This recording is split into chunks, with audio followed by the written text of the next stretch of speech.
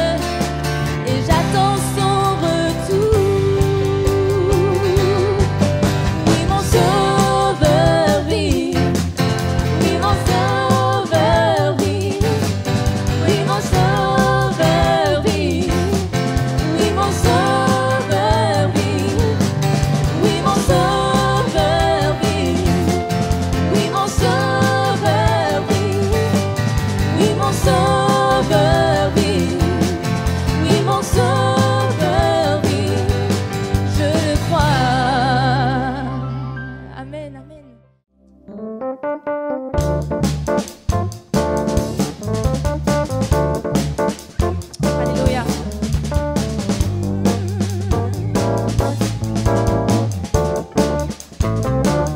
Je t'aime, ô Éternel, ma force. Je t'aime, ô Éternel, ma force. L'Éternel, mon rocher et mon libérateur.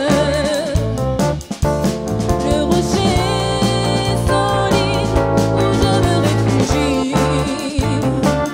Je t'aime, ô Éternel, ma force. Je t'aime, ô Éternel, ma force. L'Éternel, mon rocher et mon libérateur. Le rocher solide où je me réfugie.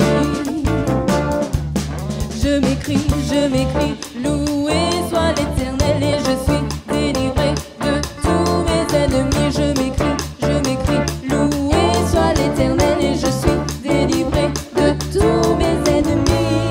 Je t'aime, ô Éternel, ma force. Je t'aime, ô Éternel, ma force. L'Éternel, mon rocher et mon libérateur. Le rocher solide où je me réfugie. Je t'aime, ô Éternel, ma force. Je t'aime, ô Éternel, ma force. Éternel, mon rocher et mon libérateur. Le rocher solide où je me réfugie. Dans ma détresse, j'ai invoqué l'Éternel. Dans ma tristesse, j'ai pleuré devant l'Éternel. Ma voix il a entendu, mon cri lui est parvenu. Je t'aime, ô Éternel, ma force. Je t'aime, ô Éternel, ma force. L'Éternel, mon rocher et mon libérateur. Le rocher solide où je me réfugie. Je t'aime, ô Éternel, ma force. Je t'aime, ô Éternel, ma force. L'Éternel, mon rocher et mon libérateur. Le rocher solide où je me réfugie. Amen. Amen, amen. C'est bon de louer Dieu ensemble. Amen. Amen.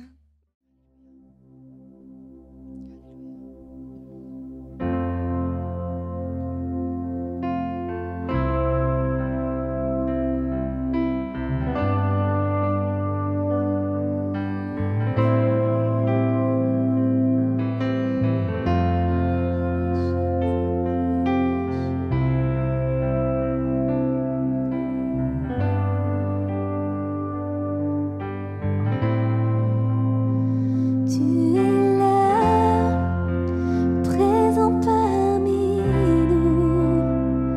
Je t'adore, oh je t'adore. Tu es là, agissant parmi nous. Je t'adore, oh je t'adore. Tu ferais un chemin au Père des miracles. Tu tiens tes promesses, lumière dans les ténèbres. Mon Dieu, c'est ce que tu es.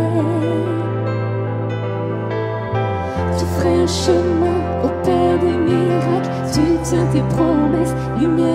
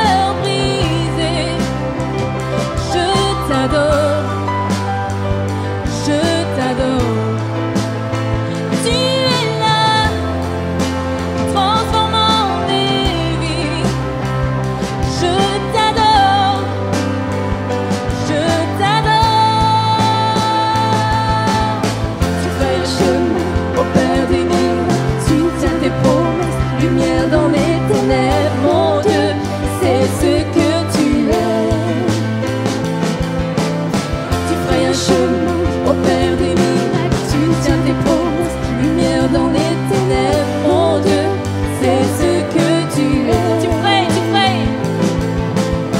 ferais un chemin au Père des miracles, tu tiens tes promesses, lumière dans les ténèbres, mon Dieu, c'est ce que tu es. Tu ferais un chemin au Père des miracles, tu tiens tes promesses, lumière dans les ténèbres, mon Dieu, c'est ce que tu es. C'est ce que tu es. C'est ce que tu es. C'est ce que tu es. C'est ce que tu es. Alléluia. C'est ce que tu es. Oh, c'est ce que tu es. C'est ce que tu es. C'est ce que tu es. Et quand je ne t'entends pas, et quand je ne t'entends pas, tu es là. Et quand je ne le sens pas, tu es là. Tu agiras encore.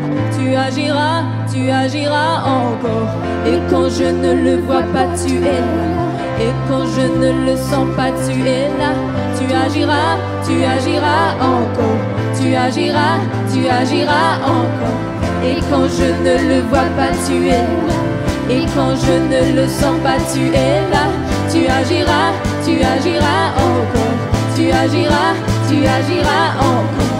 Et quand je ne le vois pas, tu es là. Et quand je ne le sens pas, tu es là. Tu agiras encore. Tu agiras encore.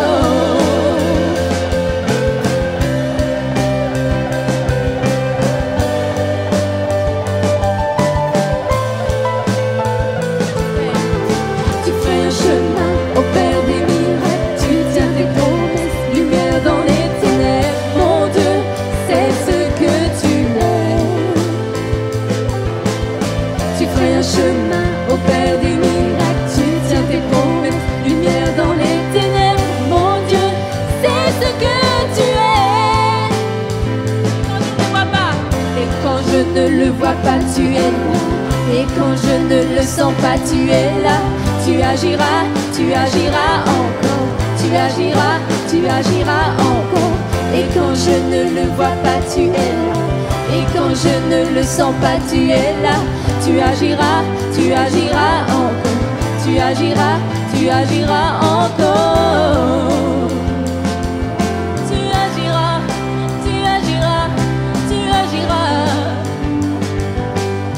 es ce Dieu-là.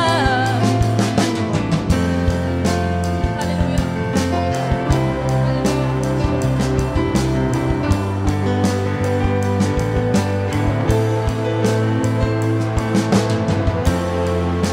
Je peux le déclarer, Seigneur, même quand je ne le vois pas, même quand je ne le vois pas, tu agiras. Seigneur, tu agiras.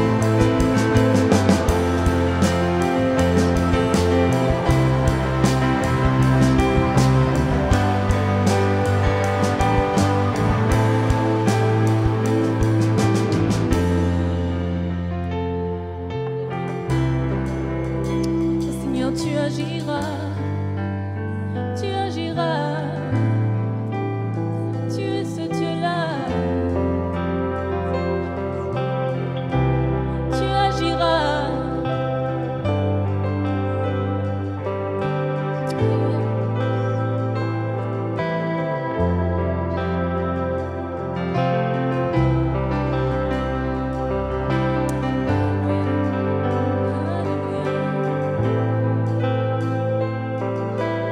Seigneur mon Dieu, même quand je ne le vois pas, même quand je ne le vois pas, tu es là. Même quand je ne le sens pas, tu es là, Seigneur mon Dieu. Et tu agiras, Seigneur. Tu agiras, Seigneur. Et même quand je n'arrive plus à me battre, Seigneur, tu te bats pour moi. Et même quand je n'arrive plus à prier, Seigneur, même quand je n'arrive plus à te parler, Seigneur mon Dieu, les bénédictions, la guérison, les bénédictions, la guérison, les plans que tu as pour ma vie ne dépendent pas de ce que je peux faire et ne dépendent pas de comment je peux prier. Alléluia. Et peut-être que c'est ton cas.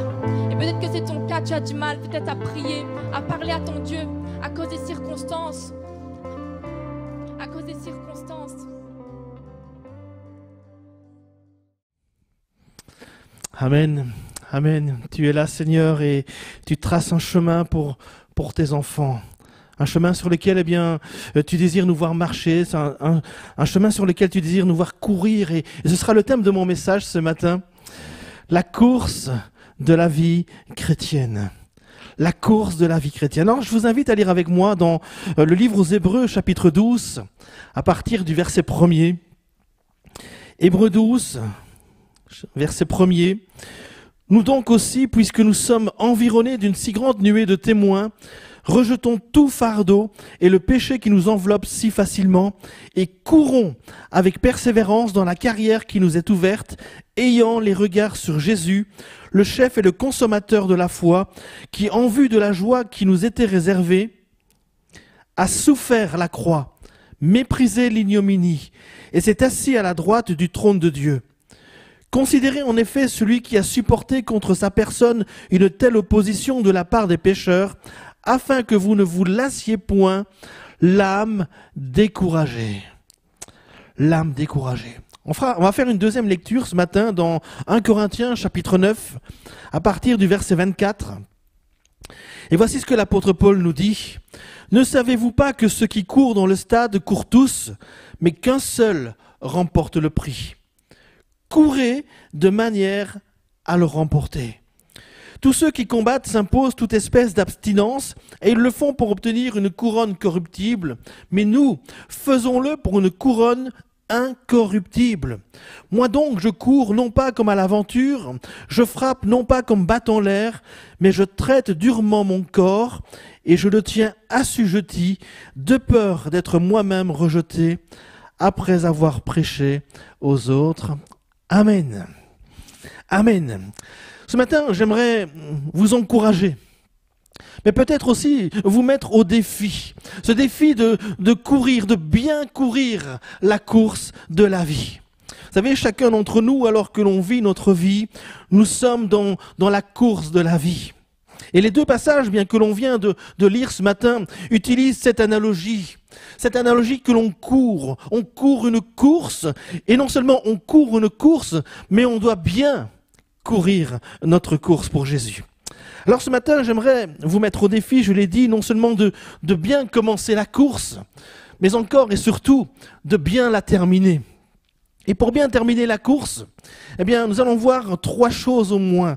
Trois choses que nous avons besoin de savoir pour bien courir, mais aussi pour terminer la course. La première chose que nous avons besoin de savoir ce matin, c'est de connaître le but. Connaître le but, l'objectif. Vous savez, lorsque vous organisez une marche ou une course, il est important de fixer un point de départ, mais aussi un point d'arrivée. Un point de départ et un point d'arrivée. Et on a besoin de connaître la direction dans laquelle il nous faut marcher, la direction dans laquelle il nous faut courir. Si il n'y a pas de point de but ou d'objectif à atteindre, tout le monde va courir de gauche à droite, on va courir dans toutes les directions et beaucoup malheureusement vont risquer de se perdre. On a besoin de connaître le but, on a besoin de connaître l'objectif. Et c'est souvent ce qui se passe dans les milieux chrétiens. On devient chrétien, on suit Jésus, on marche avec lui, on a commencé la course avec Jésus. Mais souvent, on n'est pas trop sûr, on n'est pas trop certain des buts. Je crois ce matin que nous avons au moins deux buts majeurs. Deux buts majeurs. Le premier est un but éternel. C'est-à-dire que nous allons vivre pour l'éternité, nous allons vivre pour toujours. Il y a un salut qui nous est offert ce matin, un salut qui est offert en Jésus-Christ et qui nous donne accès à cette vie éternelle.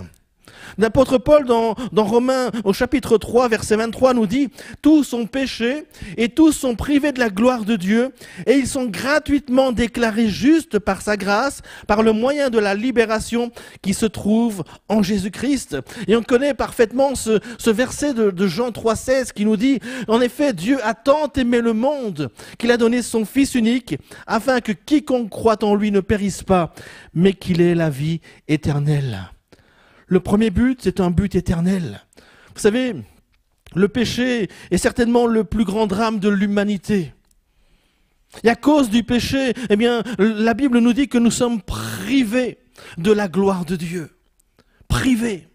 Mais heureusement, bien, la Bible nous dit que Jésus est venu non seulement pour accomplir des miracles, non seulement pour proclamer la bonne nouvelle, pour annoncer la bonne nouvelle de l'Évangile, mais surtout, Jésus est venu pour nous racheter. Il est venu pour nous racheter de nos péchés au prix de son sang qu'il a répandu à la croix. Et parce que nous sommes lavés par son sang, nous sommes rendus justes par son sacrifice, eh bien nous avons droit à la vie éternelle. Nous avons droit à la vie éternelle. Le drame de notre société aujourd'hui, eh bien c'est de ne pas accepter. De ne pas accepter un salut si glorieux qui nous est offert gratuitement. Et j'insiste ici sur le mot gratuitement. J'imagine aujourd'hui, si un commerçant affichait sur sa vitrine, aujourd'hui, tout est gratuit, je suis convaincu et certain que tout le monde accourait de tous les côtés pour pouvoir venir profiter de cette offre. Alors ce matin, je veux le crier avec force. Le salut de Jésus, la vie éternelle, c'est gratuit pour tous. Et il vous faut le croire ce matin. Croyez-le, c'est gratuit. Le salaire du péché, c'est la mort, mais le don gratuit de Dieu, c'est la vie éternelle en Jésus-Christ. C'est un don qui est gratuit. Cela vous est offert et il suffit de le croire. Alors l'apôtre Paul nous dit dans ce passage que nous avons lu en introduction, « Je sais qu'il y a une couronne qui m'attend. » Il y a une couronne qui nous attend parce qu'il y a un but éternel, mais il y a aussi un prix éternel. Il y a un prix éternel. Le jour où j'entrerai au ciel, lorsque je vais me trouver face au Seigneur, moi mon désir c'est de l'entendre me dire, c'est bien, tu as bien travaillé, tu as bien couru ta course. Tu as achevé, tu es allé jusqu'au bout de ta course, tu as terminé. C'est bien, bon et fidèle serviteur, entre dans la joie de ton maître. Moi c'est ce que je voudrais entendre le jour où je vais me retrouver devant le Seigneur. Et je veux cette récompense éternelle, cette couronne incorruptible qui sera remise à tous ceux et celles qui auront accepté le salut offert en Jésus-Christ et qui auront couru leur course fidèlement jusqu'au bout. Jusqu'au bout. C'est notre but éternel. Alors, s'il y a un but éternel, je pense qu'il y a également un but journalier. Un but journalier. L'apôtre Paul dira dans Colossiens, chapitre 1er, verset 10, et il nous donne ici un très bon résumé de notre but quotidien en tant que chrétien. Il nous dit que c'est pour marcher d'une manière digne du Seigneur et lui être entièrement agréable, portant des fruits en toutes sortes de bonnes œuvres et croissant par la connaissance de Dieu. Il y a un but éternel et il y a un but pour tous les jours. Dans notre manière de marcher, dans notre manière de courir. Et notre but journalier, eh bien, nous dit l'apôtre Paul, c'est de marcher comme étant digne du Seigneur et lui être agréable. Marcher d'une manière digne du Seigneur et lui être agréable. Alors marcher d'une manière digne, eh bien, cela signifie qu'alors que je vis ma vie en tant que chrétien, eh bien, je reconnais que je transporte le nom de Jésus. Je véhicule le nom de Jésus en ma personne. Et en tant que chrétien, je suis identifié comme étant un petit Christ. Un petit Christ. Et je dois bien transporter son nom avec honneur afin qu'il soit glorifié dans ma vie et que lorsque les gens me regardent, eh bien qu'ils puissent honorer le nom de Jésus. Vous avez tous entendu parler de Napoléon Bonaparte, ce général, un grand général français. Et un jour, eh bien, un homme est venu à lui et cet homme avait vraiment une mauvaise réputation. Alors, il s'est approché de Napoléon et il lui a dit, tu sais, moi aussi je m'appelle Napoléon. Mon nom c'est Napoléon comme toi.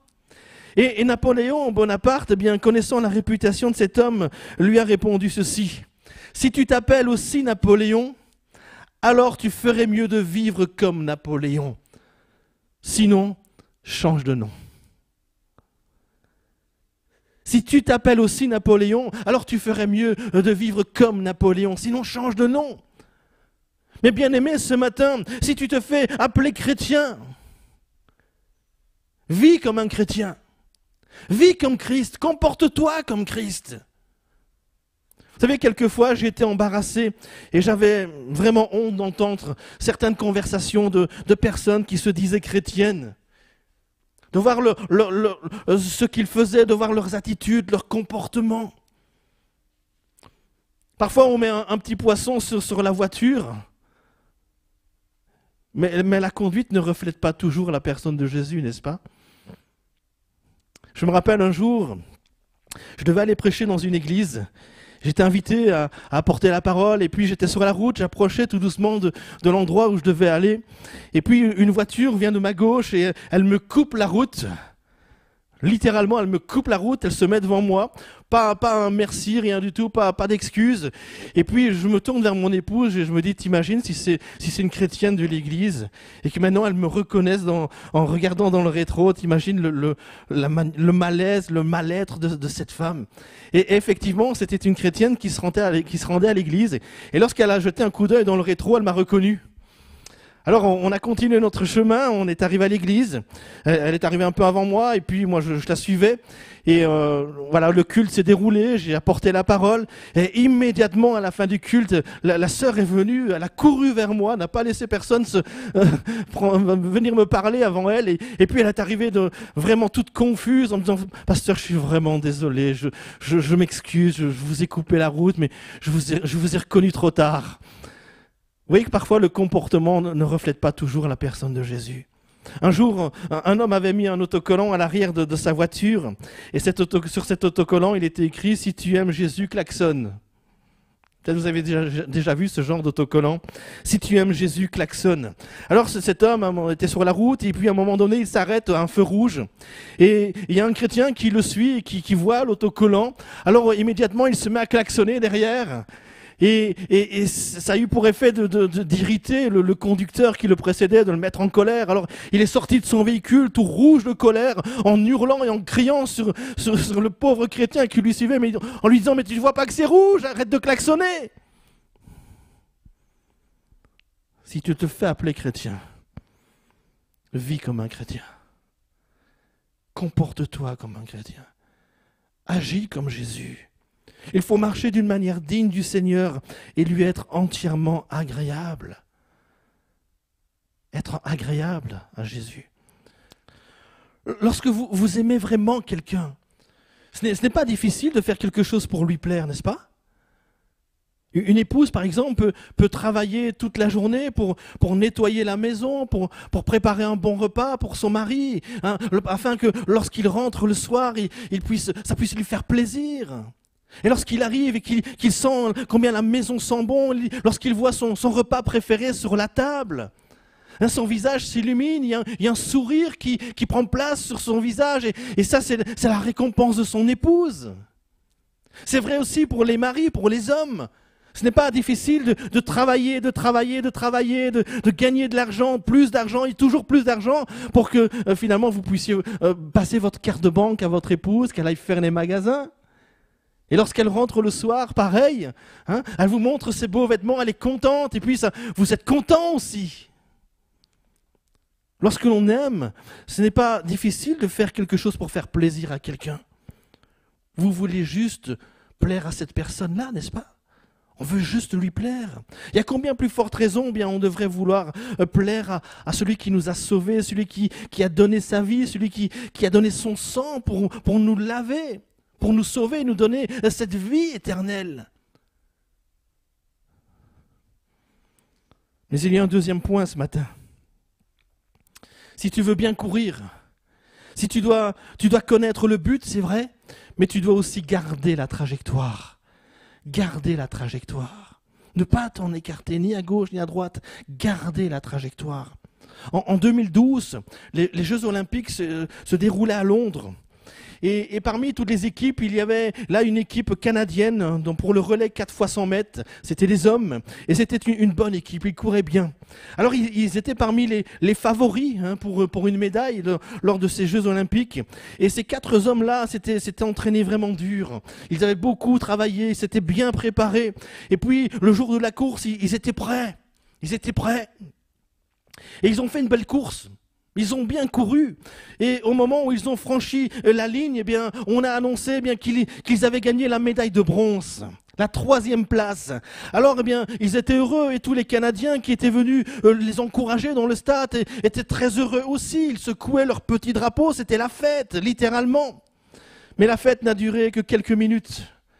Parce que 7 minutes plus tard, une annonce a retenti dans le stade en disant « Désolé, il y a une erreur ». Toute l'équipe a été disqualifiée pour 3 pas du dernier athlète sur la ligne blanche intérieure du dernier virage. 3 pas sur la ligne blanche. Il n'avait pas franchi la ligne. Il avait juste marché 3 pas sur la ligne blanche. Et toute l'équipe a été disqualifiée. Ça leur a brisé le cœur.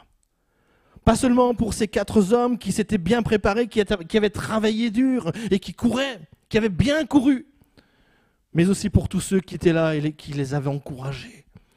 Ils ont eu le cœur brisé.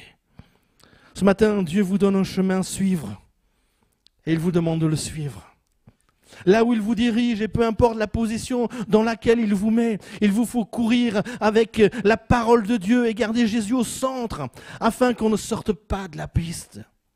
C'est important de garder la trajectoire, de garder la bonne direction, de rester au centre. Oh, il y a tellement de choses autour de nous aujourd'hui qui vont essayer de nous distraire, de nous faire écarter de notre droit chemin. Il y a tellement de choses aujourd'hui qui vont essayer de nous faire quitter la piste. Vous savez, il y a toutes sortes de nouvelles doctrines, de nouvelles idéologies aujourd'hui qui essayent d'écarter les chrétiens de leur piste. Il y a tellement de choses attirantes dans le monde pour les jeunes et même pour les moins jeunes qui visent aussi à nous faire sortir de la piste. Mais il faut garder la trajectoire. Il faut garder la trajectoire. Il faut rester sur ta piste. C'est important parce que partout autour de nous, il y a tellement de choses qui visent à nous éloigner de Christ, à nous éloigner de Jésus. Vous savez, quelqu'un qui apprenait à son fils à conduire lui a dit ceci: ne regarde pas trop le paysage parce que tu vas devenir le paysage.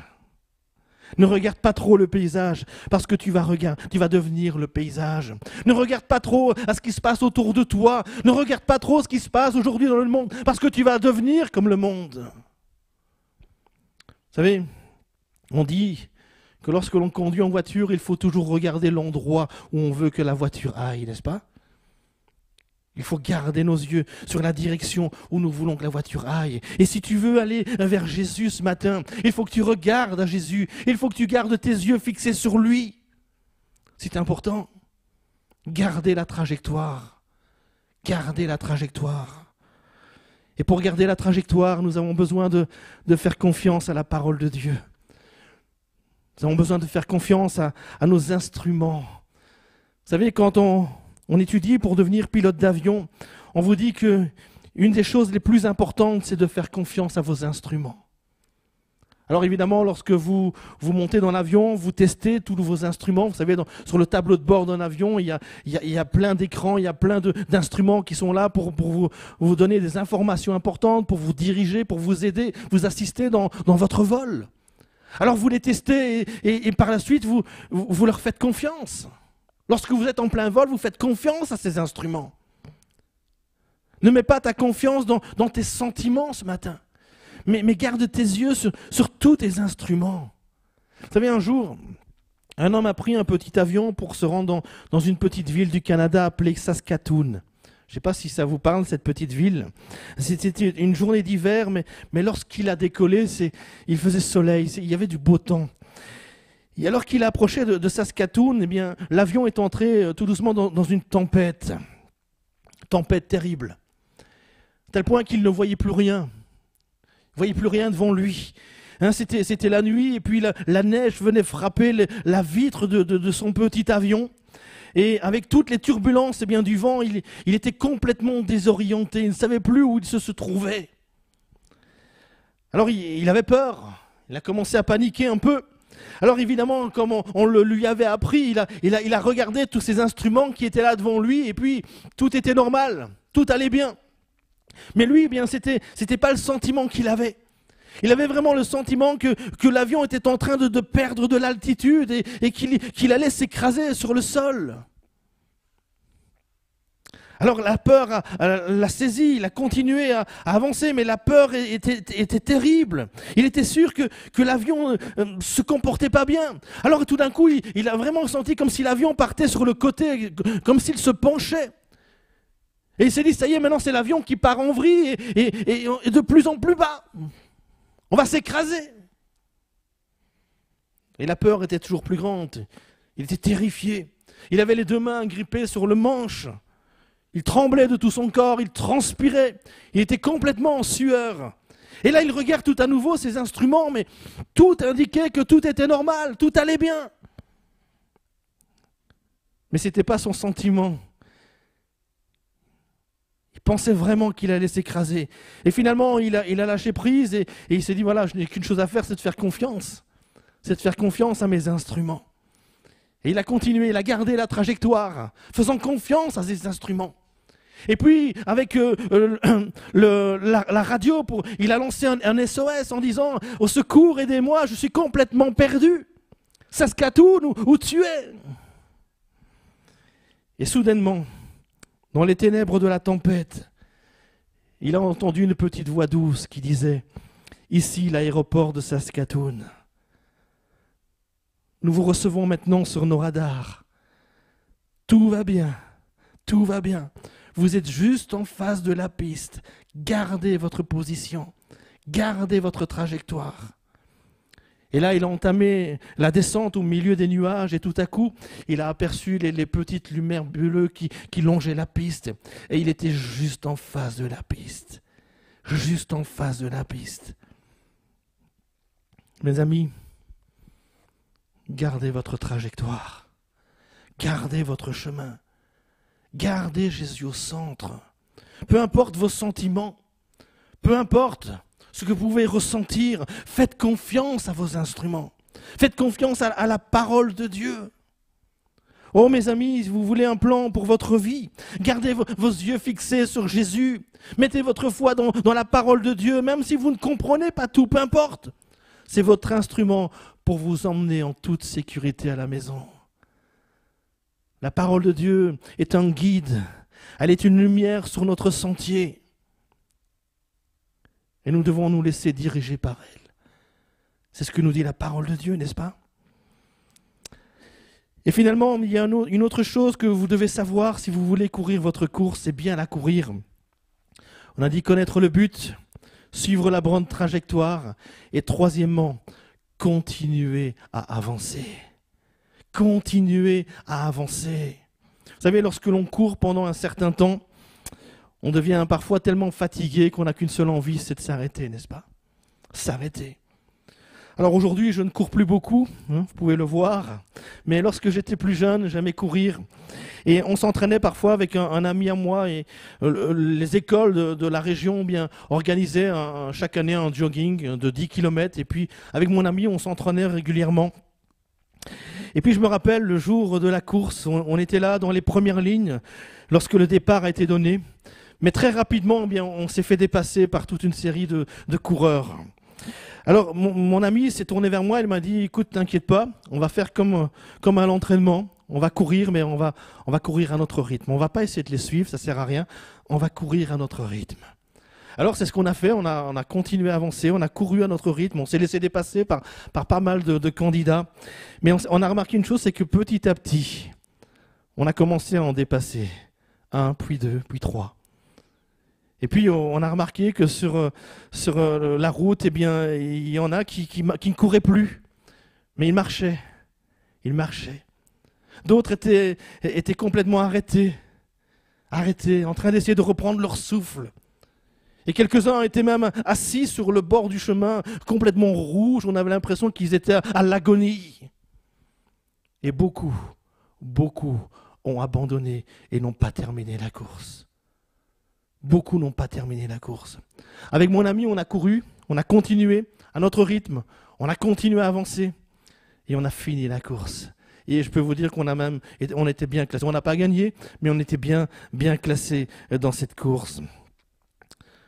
Mes amis, ce que je voudrais vous dire ce matin, c'est ne lâchez pas. N'abandonnez pas. N'abandonnez pas. Jamais, jamais vous n'allez gagner si vous vous arrêtez en plein milieu. Jamais.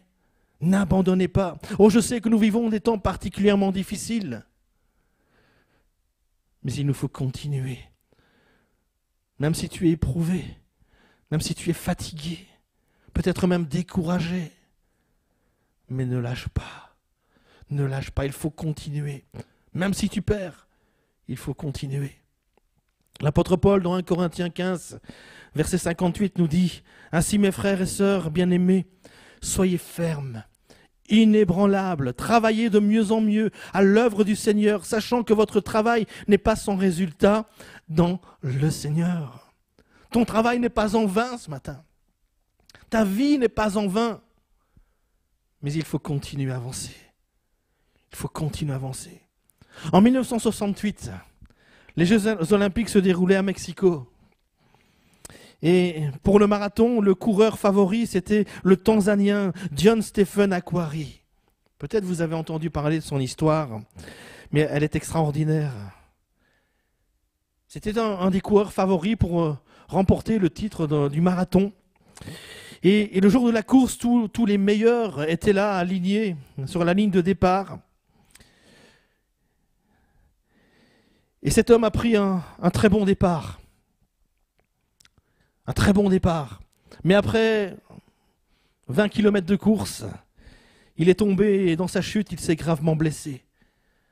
Alors on l'a soigné, on a bandé son genou et il a repris sa course en boitant. Parfois en ralentissant, en se mettant à marcher, et puis en reprenant à nouveau sa course.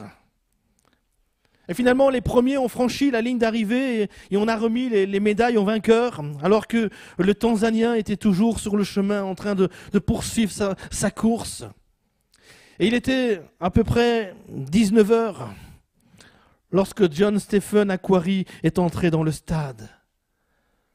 La majorité des spectateurs et des médias avaient déjà quitté le stade. Le stade était presque vide. Et cet homme a franchi la ligne d'arrivée. La jambe bandée et sanguinolente. Il a terminé dernier en 3h25 minutes et 27 secondes, soit 1h04 minutes 50 secondes après le vainqueur. Plus tard, un journaliste est venu le voir et lui a posé cette question. Pourquoi tu as continué? Pourquoi est-ce que tu ne t'es pas arrêté? Pourquoi est-ce que tu as continué? Regarde, le stade est vide, les médias sont déjà partis. Il n'y a même plus personne pour t'encourager. Tu savais que tu ne gagnerais pas. Alors pourquoi tu as continué? Et cet homme a répondu, mon pays ne m'a pas envoyé à Mexico pour commencer la course, mais pour la finir. Mon pays ne m'a pas envoyé ici à Mexico pour commencer la course, mais pour la finir. J'ai terminé ma course. J'ai terminé ma course. Ah, ça ressemble à ce que l'apôtre Paul a dit lorsqu'il est arrivé à la fin de sa vie. Il a dit, j'ai combattu le bon combat, j'ai terminé la course, j'ai gardé la foi. Waouh! Un homme qui avait lui aussi pris un mauvais départ, n'est-ce pas? Un mauvais départ dans la vie. Il persécutait l'Église, il persécutait les chrétiens. Mais ensuite, il a repris la bonne direction, la bonne trajectoire. Il a bien couru et il a terminé la course d'une manière glorieuse. J'ai combattu le bon combat. J'ai terminé ma course et j'ai gardé la foi. Mes amis, Jésus n'est pas mort sur la croix juste pour vous donner du bon temps. On a parfois l'impression que là, on est là dans l'église et on prend beaucoup de plaisir, on prend du bon temps, on aime louer Dieu, on aime entendre les beaux chants. Mais Jésus n'est pas mort uniquement pour nous donner du bon temps. Il est mort sur la croix parce qu'il a un but pour ta vie. Il a un but pour ton éternité. Et il vous appelle ce matin à bien courir votre course. Il vous appelle à terminer la course. Et pour cela, bien courir d'une manière digne du Seigneur. En lui étant agréable. Faisant tout pour lui plaire. Tout pour lui plaire. Amen. Alors on va écouter un chant ce matin. Un chant qui nous dit « Sonde-moi et connais mon cœur. Dis-moi si je suis loin de toi. Dis-moi si je suis sur une mauvaise voie. Et j'aimerais vraiment vous inviter ce matin, pendant ce moment, peut-être à vous recentrer sur Jésus si cela est nécessaire. Peut-être tu t'es éloigné, peut-être tu t'es écarté. Recentre-toi sur Jésus ce matin. Sonde-moi, oh Dieu, et connais mon cœur. Sonde-moi, oh Dieu.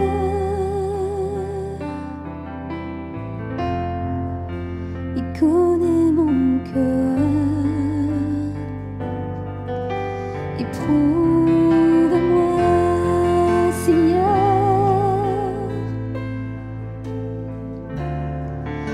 Il connaît mes pensées. Sonde-moi, oh sonde-moi, oh Dieu.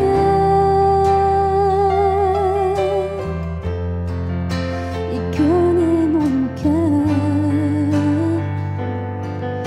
Éprouve-moi, Seigneur. Il connaît mes pensées. Regarde si je suis loin de toi. Regarde si je suis sur une mauvaise voie. Regarde si je suis loin de toi. Et conduis-moi dans toutes tes voies pour l'éternité.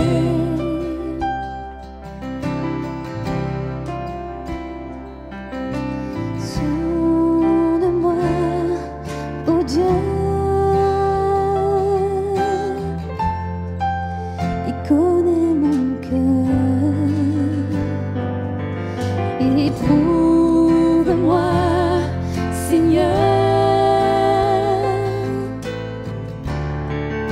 Il connaît mes pensées. Sonde-moi, oh sonde-moi, oh Dieu. Il connaît mon cœur. Éprouve-moi, Seigneur. Il connaît mes pensées. Regarde si je suis loin de toi. Regarde si je suis sur une mauvaise voie. Regarde si je suis loin de toi. Et conduis-moi dans toutes tes voies pour l'éternité.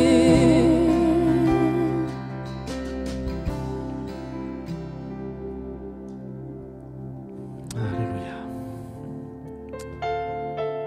Seigneur, dans le nom de Jésus, je veux te demander ce matin que ton Saint-Esprit puisse faire une œuvre dans chacun de nos cœurs, dans chacune de nos vies, afin que nous puissions courir, mais non seulement courir, mais que nous puissions bien courir et surtout terminer la course. Alors que l'on prie ce matin, peut-être que quelques-uns n'ont pas encore donné leur vie à Jésus. Tu n'as pas encore donné ton cœur au Seigneur et j'aimerais vraiment t'inviter à prendre cette décision aujourd'hui. Prendre le départ de cette course. Seigneur, je te priais ce matin pour tous ceux et celles qui ont ce désir maintenant de prendre part à cette course. Cette course, Seigneur, qui vise ce but éternel. Tu offres la vie éternelle à ceux qui l'acceptent aujourd'hui, Seigneur. Tu connais les cœurs, tu connais les vies. Tu sais ceux qui se réclament de toi maintenant, Seigneur. Merci, Père, parce que tu les sauves. Et tu as leur fait le plus beau des cadeaux maintenant, celui de la vie éternelle. Alléluia. Alléluia. Oh, j'ai une autre question ce matin pour vous. Combien d'entre vous ont quitté la piste? Combien d'entre vous se sont peut-être laissés distraire par les choses de ce monde, par ces choses qui vous entourent aujourd'hui? Combien ont quitté la piste? Oh, vous êtes engagés, impliqués dans des choses et vous savez que ces choses ne plaisent pas à Dieu. Ces choses ne glorifient pas le Seigneur. Alors ce matin, on n'est pas en présentiel. Mais là, à la maison, c'est entre toi et ton Dieu. C'est entre toi et ton Dieu ce matin. Je vais prier aussi pour toi. Je vais prier pour tous ceux et celles qui se sont laissés distraire. Seigneur, dans le nom de Jésus, je prie pour toutes ces personnes qui se sont laissées distraire et qui ont quitté leur piste. Oh, je te prie que tu les aides ce matin, Seigneur. Que tu les aides à reprendre, Seigneur, la bonne direction, la bonne trajectoire. Qu'ils puissent revenir au centre, se centrer sur toi, qu'ils puissent garder les yeux fixés sur toi tout à nouveau. Qu'ils ne restent pas loin de toi, Seigneur, mais qu'ils puissent être là le plus près possible de ton cœur.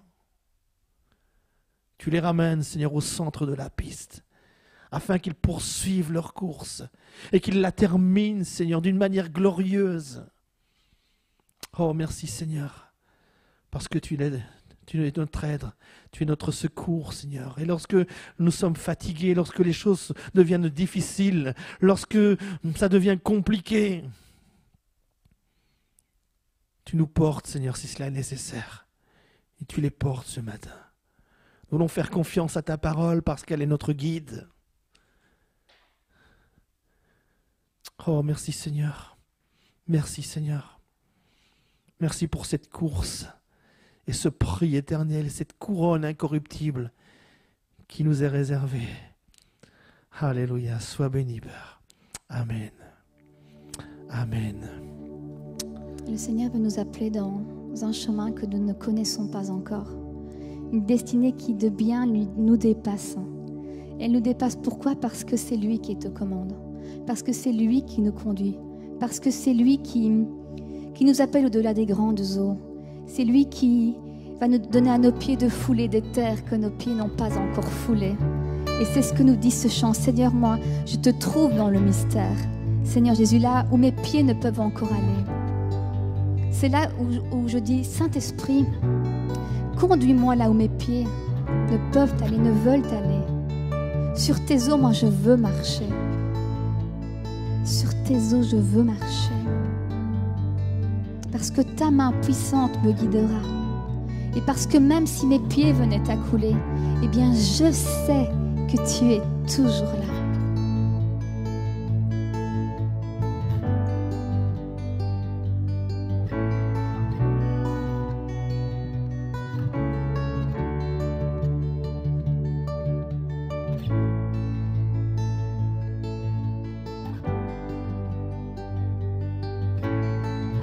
Tu m'appelles au-delà des grandes eaux, dans l'inconnu, où les pieds coulent. Et je te trouve dans le mystère, dans l'abîme, ma foi demeure. Et j'invoquerai ton saint nom, les yeux fixés sur l'horizon. Dans la tempête, mon âme reposera en toi. Je t'appartiens et tu es mien.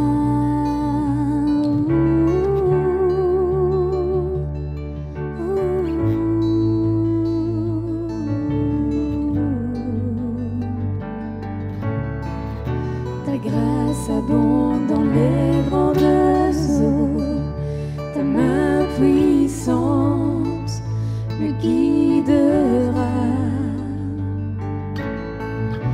Et si mes pieds venaient à couler, je sais que tu es toujours là. Et j'invoquerai ton saint nom,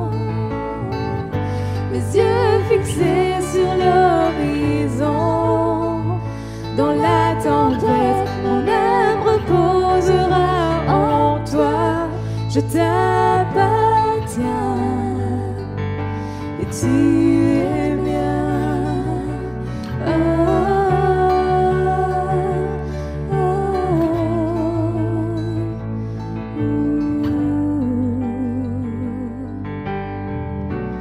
Seigneur, conduis-moi où ma foi est éprouvée. Sur les eaux, oui, je veux marcher. Que je sois là où tu m'appelles. Emmène-moi là où mes pieds n'ont jamais marché. Ma foi sera fortifiée dans la présence de mon Sauveur. Seigneur, conduis-moi où ma foi est éprouvée. Sur les eaux, oui, je veux marcher. Que je sois là où tu m'appelles. Emmène-moi là où mes pieds n'ont jamais marché. Et ma foi sera fortifiée dans la présence de mon Sauveur. Seigneur, conduis-moi où ma foi est éprouvée. Sur les eaux, oui, je veux marcher. Que je sois là où tu m'appelles. Emmène-moi là où mes pieds n'ont jamais marché. Et ma foi sera fortifiée dans la présence de mon Sauveur. Seigneur, conduis-moi où ma foi est éprouvée. Sur les eaux, oui, je veux marcher. Que je sois là où tu m'appelles. Emmène-moi là où mes pieds n'ont jamais marché. Et ma foi sera fortifiée dans la présence de mon Sauveur.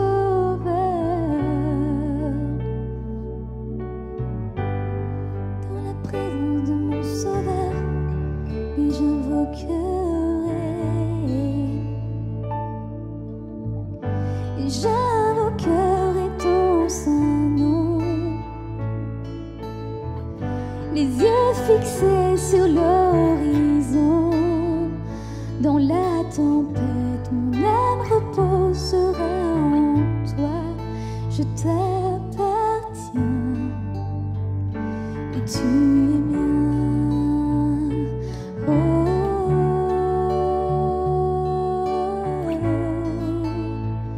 Je t'appartiens.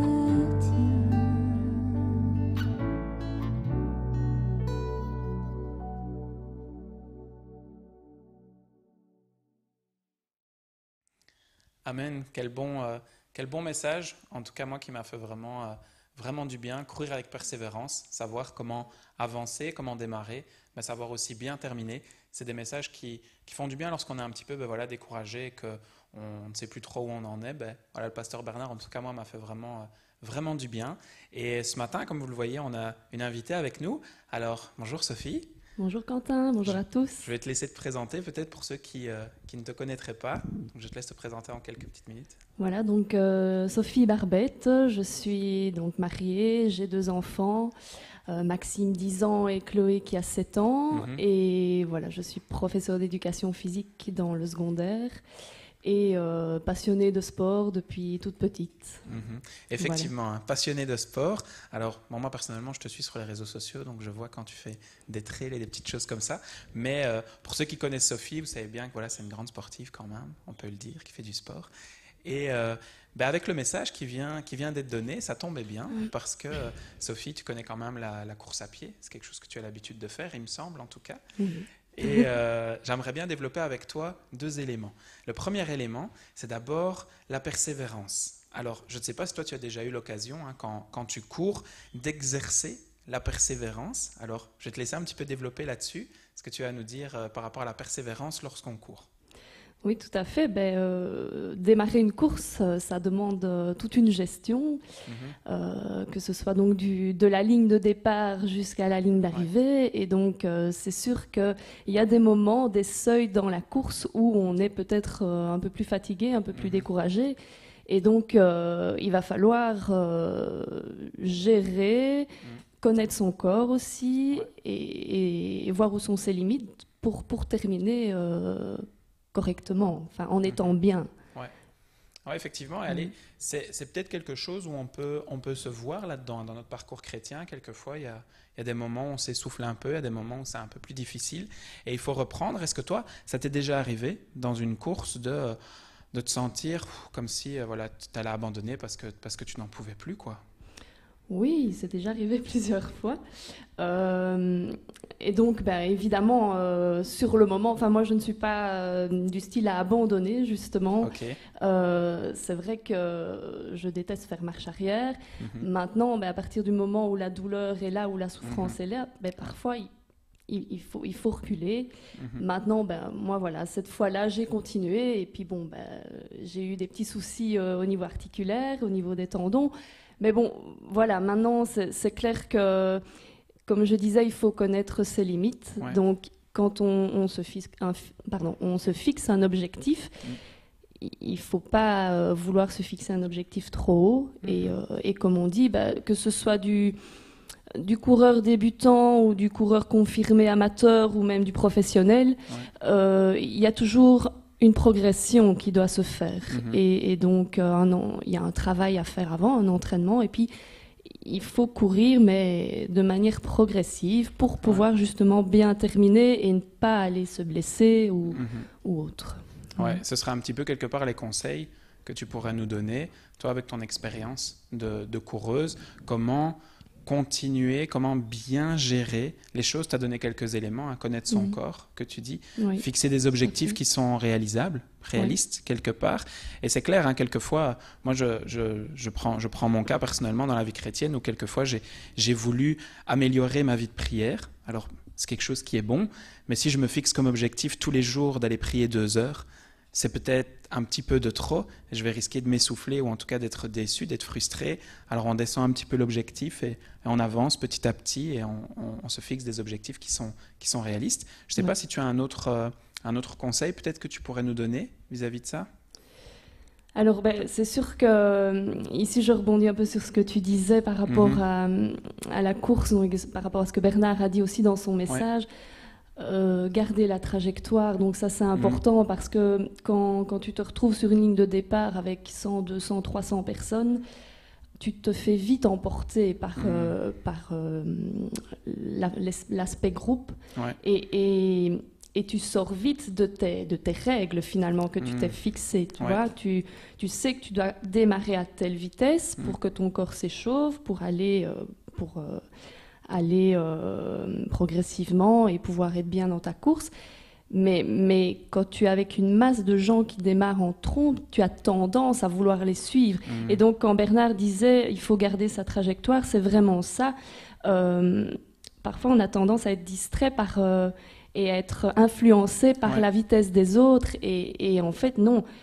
C'est toi par rapport à ce que toi, tu as prévu, par rapport à ton corps, par rapport à tes limites, savoir comment je vais avancer, comment je vais pouvoir progresser pour pouvoir passer cette ligne en étant satisfait, en étant bien. Et comme on dit, il faut toujours garder un petit peu de réserve pour la fin.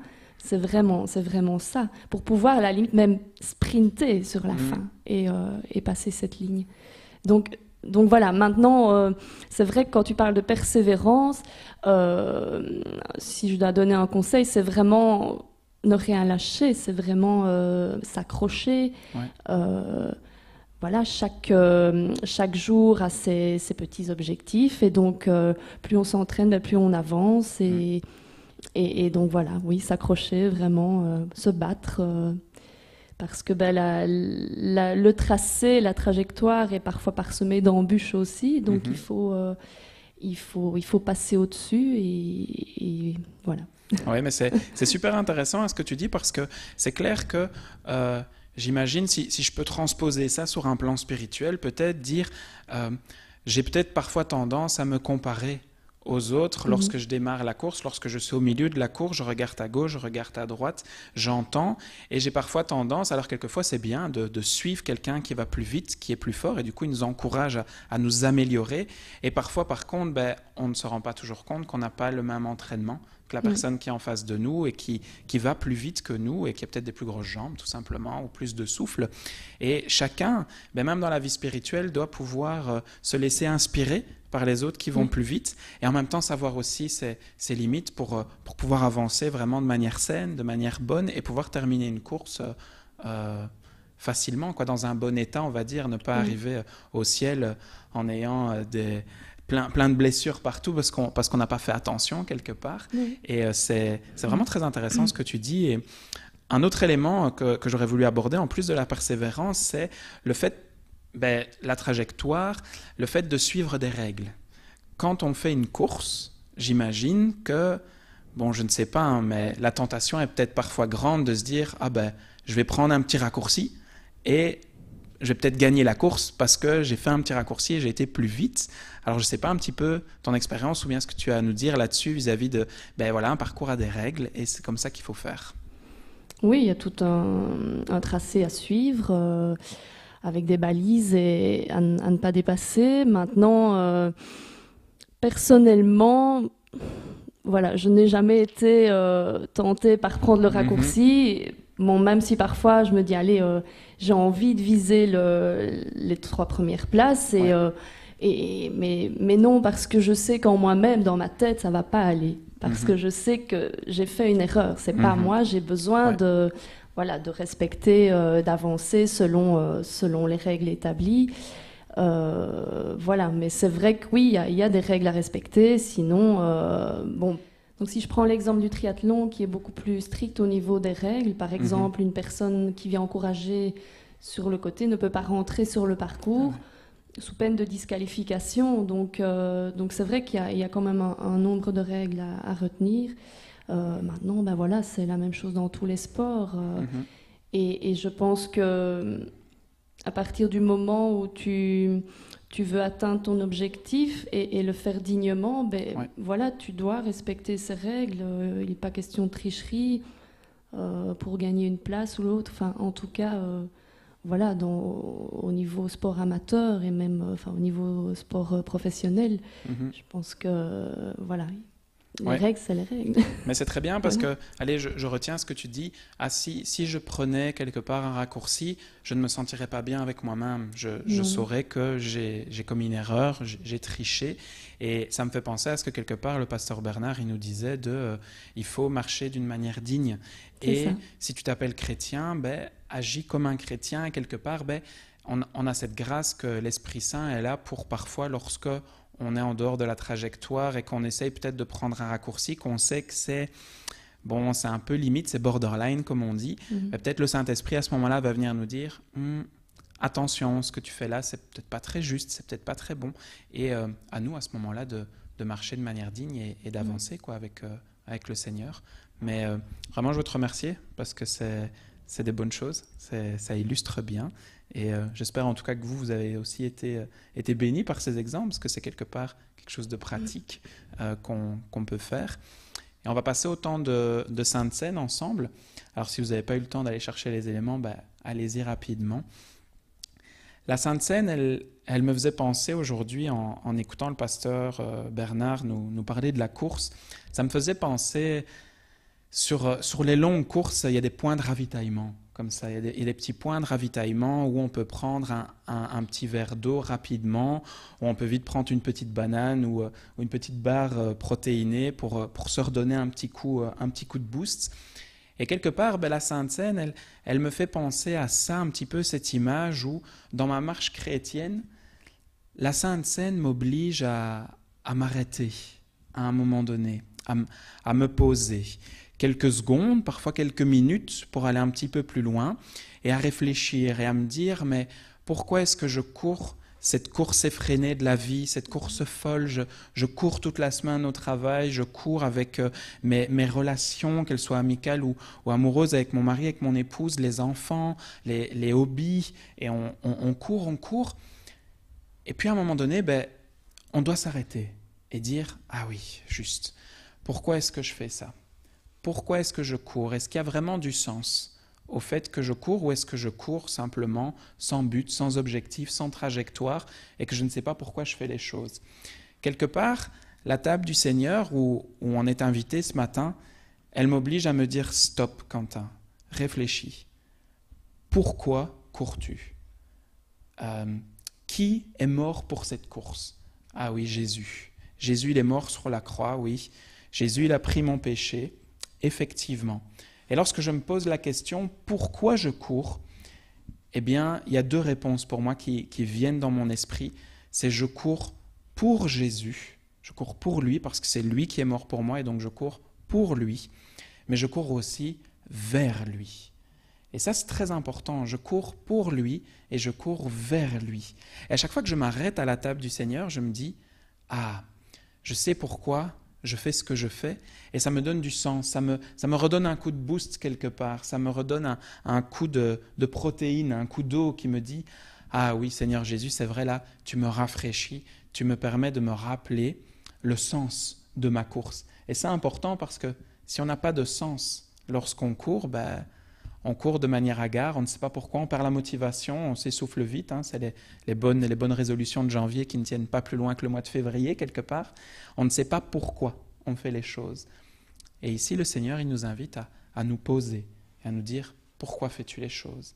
Ah oui, tu t'es donné à la croix, tu as brisé ton corps, c'est ce que représente le pain, son corps brisé. On va prendre la coupe ensemble, son sang qui a été versé pour nous, pour nos péchés, afin que nous puissions dire « Je sais pourquoi je cours pour toi Jésus, et je cours vers toi Jésus. » Alors on va prier ensemble, et puis on va prendre les éléments ensemble, Sophie et moi, et on vous encourage, vous invite en tout cas à les prendre avec nous. Seigneur Jésus, je veux te remercier pour ce temps d'interview, ce temps de sainte scène. Je te remercie parce que tu nous invites vraiment à nous rappeler pourquoi, à nous rappeler le sens de ce qu'on fait, à pouvoir s'arrêter quelques minutes pour réfléchir, pour se poser les bonnes questions et pouvoir ressortir de ce temps un petit peu comme une pause arrêt durant la course de « je vais être rafraîchi, je vais être abreuvé dans ma soif, on va me donner un petit peu plus d'énergie pour avancer. » Je te remercie parce que tu es mort pour moi, parce que tu es mort pour nous. Ton corps a été brisé, ton sang a été versé. Et c'est avec cette mentalité que je viens à ta table ce matin pour pouvoir prendre les éléments. Alors merci Seigneur Jésus. Amen. On va prendre le pain ensemble.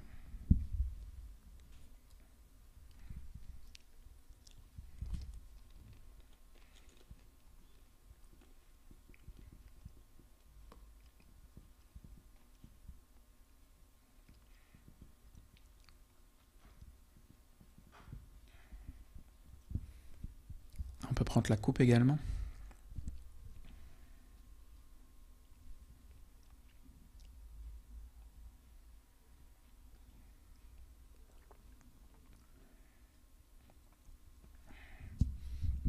Merci Jésus.